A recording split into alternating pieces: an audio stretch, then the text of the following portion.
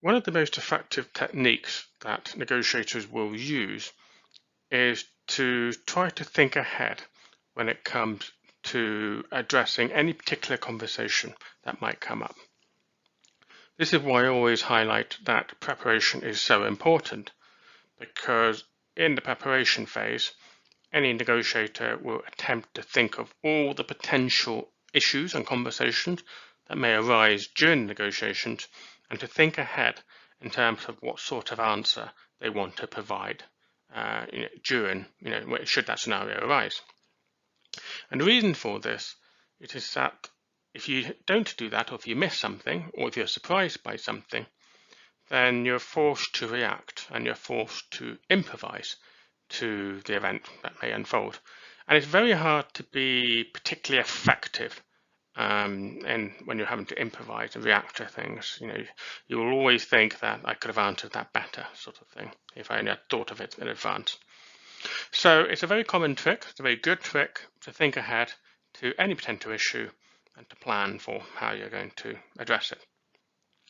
Now, one of the themes or the topics that very few people seem to think of or to plan for is to what should they do if there's a cultural mishap, particularly during an international negotiation. They're not common, and very rarely you're going to be in a scenario where they're deliberate, but they can occur. And so the purpose of this video is to think ahead on this sort of issue, and to present a scenario and to explain the sort of things you might want to think about in how to address that scenario.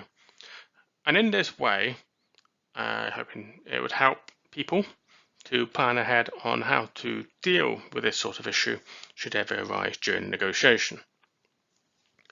So in this hypothetical scenario, you're holding negotiations in the UK. There's yourself and several team members. And let's say that the delegation has come over to the UK from South Africa. And I picked South Africa just for convenience because I know a little bit about some of the cultural issues of South Africa, but nothing more than that. This is not any particular example that's relevant to South African really. So don't read too much into that. But let's just go with this scenario for now. So you're progressing through your negotiations and you are stuck on a particularly complicated, thorny issue that you're trying to work your way through. And let's say one of the members of your team, let's say that this colleague is a woman of colour, makes a suggestion, makes a proposal for unblocking the issue. And let's say in this hypothetical scenario that the lead negotiator for the South Africans says, that's a good suggestion by your colleagues. Now, for those of you perhaps not fully aware of UK cultural sensitivities, that sort of phrasing can be perceived as derogatory or slightly racist. So this is a bit of a problem for you as a UK negotiator, because you could potentially be in a scenario where your colleague feels slighted or slightly demeaned by that sort of comment. But you're here to negotiate something. You're not here to do a cultural war, but you do have a responsibility to your colleague. So what do you do? Well, in this hypothetical scenario, my suggestion would always be not always, but in this particular case, I would suggest that you would consider responding along the lines of identifying your colleague by name and saying that this particular colleague is an expert in that field and thus they're there to help us address this issue, move forward, sort of thing. Wording to that effect.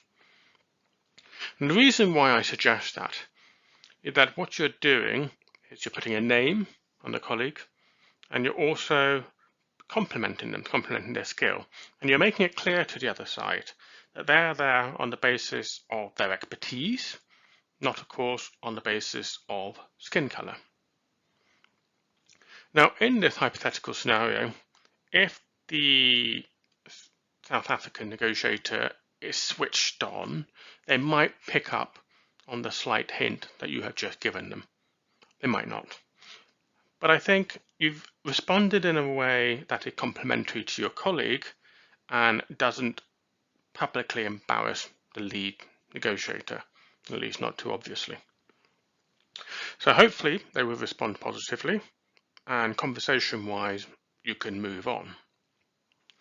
What you should then do is that during the break, the next break, have a quick conversation with your colleague, make sure they're okay, they feel that the situation has been dealt with appropriately, and also perhaps in the break, have a quiet aside with the South African lead negotiator, and in a no sort of acrimonious, no blame way, just explain to them that that wording perhaps could have been perceived wrong in the UK due to UK cultural sensitivities, and all you wanted to do was make them aware of that. And the reason why I particularly highlighted South Africa in this example is just because I know that in South African culture there is a bit more of a tendency to refer to people as coloured or blacks, and that is not necessarily done in a racist way. It's there as a sort of the way that the culture works over there. At least it did when I visited many years ago. Not that many years, but a few years.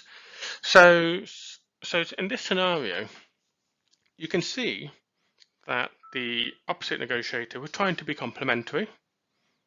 However, that didn't quite work.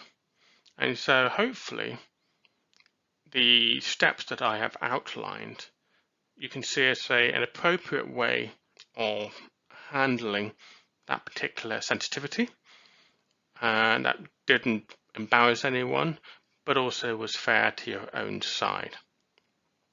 So I would always encourage people when going into any kind of international negotiation to think about the cultural issues. The one I have just used is purely based on skin color. There are all sorts of other sensitivities, other themes that could arise. So I would recommend that as part of preparation, or even general preparation in terms of any sort of international negotiation, that you do think of how you will handle such mishaps. Don't be afraid just to apologize or to clarify things, just to make sure that everybody understands the intent that was behind it, particularly if it was non-malicious, and that the topic can then move on and carry on the issues under discussion during negotiation. So I hope this little video is helpful for you in terms of thinking about how to deal with what can be a very thorny topic, not one that you want to deal with whilst under pressure. So any suggestions or comments on how that can be improved would be welcome.